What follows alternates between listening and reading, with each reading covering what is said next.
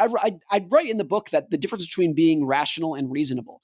And there are a lot of things that investors do that are not rational, but I think they're perfectly reasonable and they align with how people's heads work.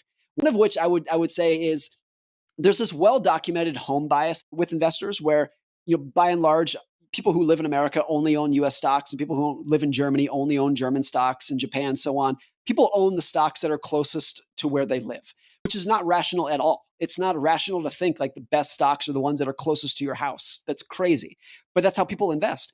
And it's not rational, but it's actually very reasonable. If taking the leap of faith of investing your life savings in these companies, if it's easier to do that when you're most familiar with them, that's totally a reasonable thing to do.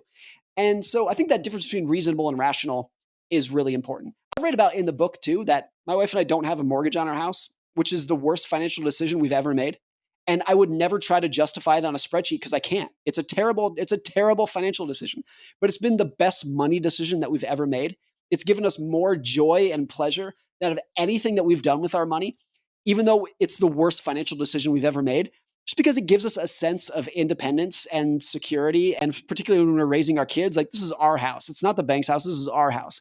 I cannot rationalize that, Tim, on a spreadsheet, but it makes me happy. And so that difference between the spreadsheet and the real world is so important.